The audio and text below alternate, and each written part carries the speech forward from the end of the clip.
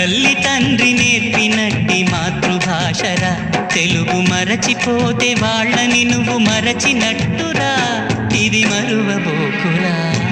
తెలుగు భాష తీయదనం, తెలుగు జాతి గొప్పతనం, తెలుసుకున్న వాళ్ళకి తెలుగే ఒక మూలధనం.